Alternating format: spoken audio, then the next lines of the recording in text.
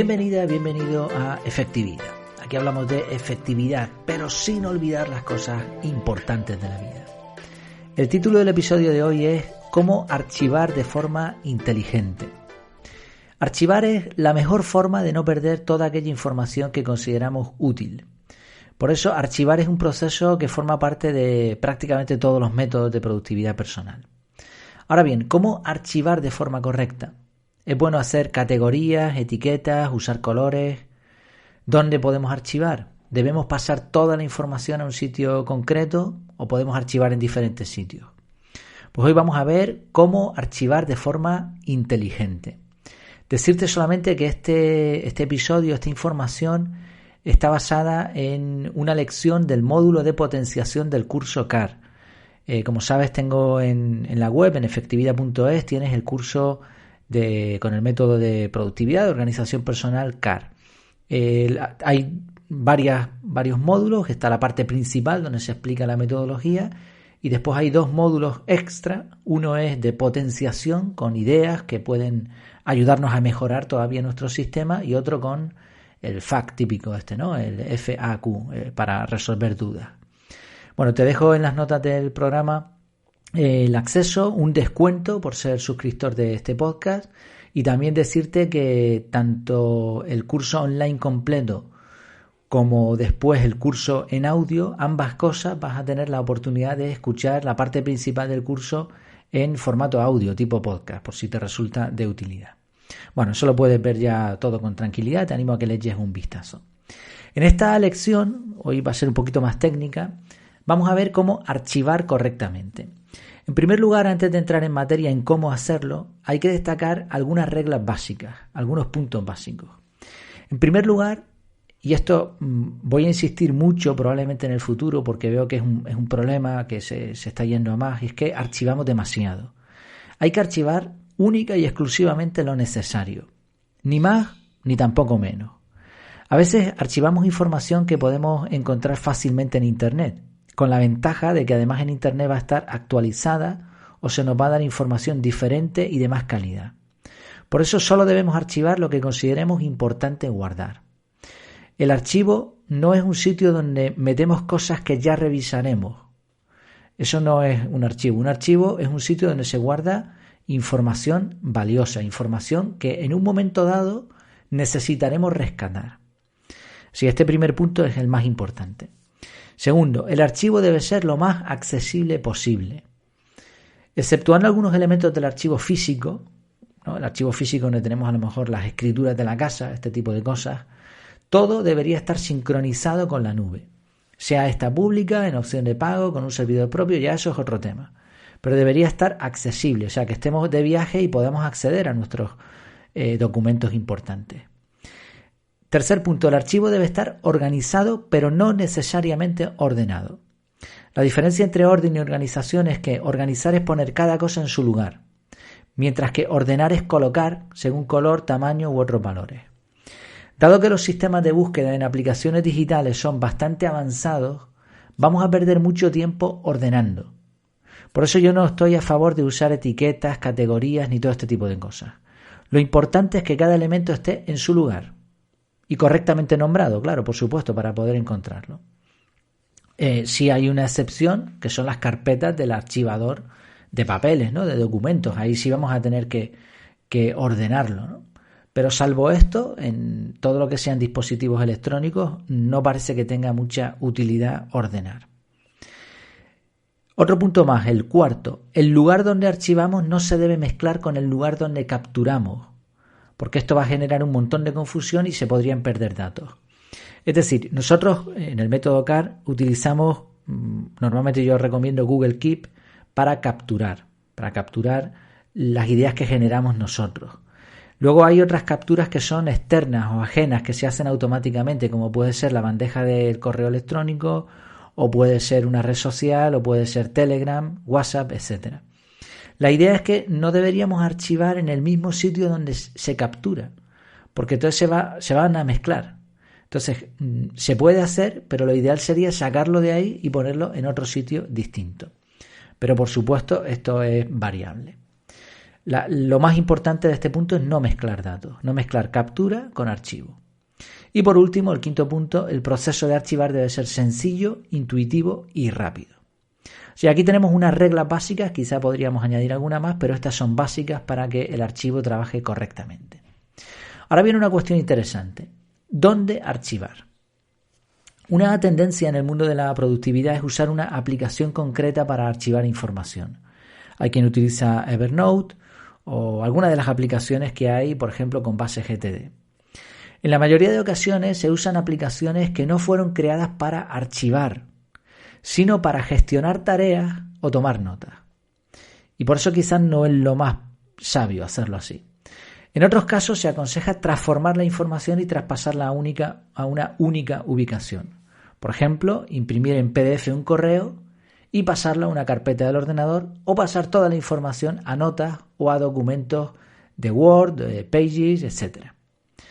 Otra forma de disponer de toda la información en un mismo lugar es usar canales de Telegram o un grupo privado de WhatsApp. Esto se puede hacer en un par de minutos. En Telegram te creas un canal privado y así solo accedes tú y ahí guardas todo lo que quieras. Y en WhatsApp creas un grupo con tu pareja o algún amigo, después lo eliminas del grupo y a partir de ahí es como si fuera, sería un grupo para ti solo. Entonces es como un canal, como si fuera un archivo donde puedes mandarte, donde puedes escribir cualquier cosa. En mi experiencia yo he pasado por distintas formas de archivar y finalmente he llegado a una conclusión. Aunque es bueno tener la mínima cantidad posible de archivos, cada ítem, cada cosa debe ir en donde mejor pueda ser tratada. En la práctica, esto envuelve tener distintos archivos según el tipo de información. Pongo un ejemplo sencillo. Imagina que encuentras un sitio interesante, estás paseando por ahí. Por ejemplo, aquí a mí me gusta mucho ir descubriendo alguna playa escondida. Bueno, capturas la información y al analizarla, en el análisis, decides que es lo suficientemente importante como para archivar eso. Es decir, no hay nada que hacer. En principio, no tienes que agendar ningún bloque en el calendario, tampoco tienes que tirar esa información porque consideras que es importante guardarla y por lo tanto la tercera opción que hay en el método CAR es archivar. Podrías archivarla en una nota titulada playas, pero al ser una ubicación, ¿no sería también una buena opción crear una lista en Google Maps y guardarla ahí, añadiendo las notas que creamos oportunas? Pues sabes que en Google Maps tienes la opción de guardar una ubicación y dentro de esa lista de ubicaciones vas a poder añadir notas. Pasado un tiempo, cuando tú quieres ir a una playa, te vas a ese listado, recuperas la ubicación y le pides a Google Maps que te lleve allí. Puedes compartir la ubicación, añadir paradas o lo que te permita la aplicación. Y todo en un único paso. ¿Te suena lógica esta forma de archivar? Bueno, te doy más ideas parecidas a esta, que serían lo que llamamos archivos inteligentes. Por ejemplo, películas y series en mi lista de la aplicación de Netflix o en mi televisión. Música en listas de Spotify. Libros en mi lector electrónico. Podcast en mi aplicación de podcast. Datos sobre personas, esto es muy interesante, incluyendo descripciones como religión, gustos, profesión, etcétera, pues las podemos incluir en la aplicación de contactos del móvil, que tiene también un apartado de notas, puedes poner correo, fotos y un montón de cosas. Papeles importantes como la escritura de una casa en un archivador físico. Siempre es bueno digitalizarlos y archivar los PDF, pero papel iría en archivador físico.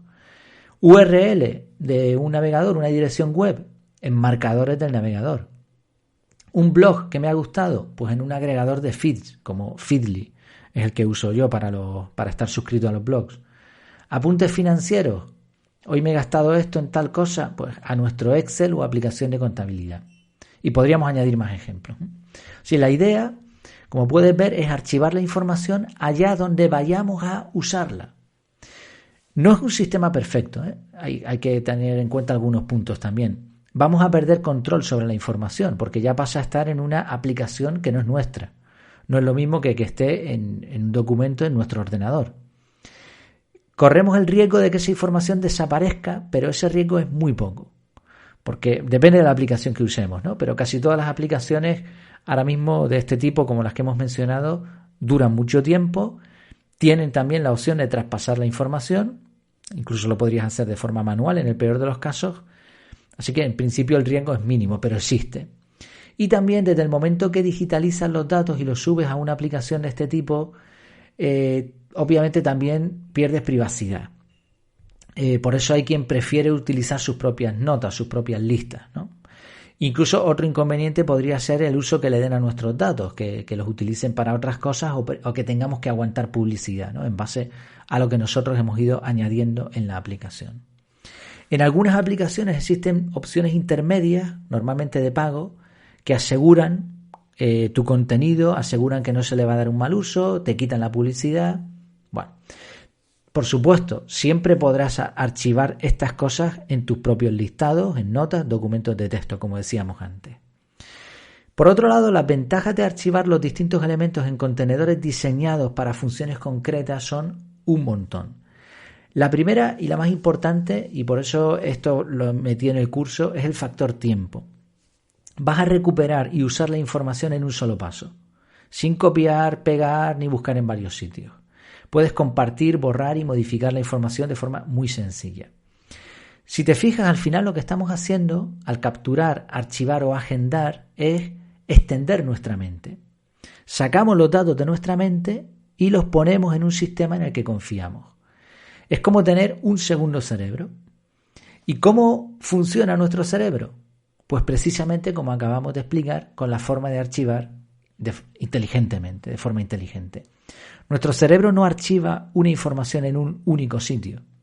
Cuando tú encuentras una playa bonita, como decíamos antes en ese ejemplo, eso no se almacena en un único punto del cerebro, sino que los datos se dividen y se reparten en muchos sitios, dependiendo de los olores, de las imágenes, de las sensaciones, del tiempo, de un montón de cosas. Y se recuperan cuando se activa esa referencia.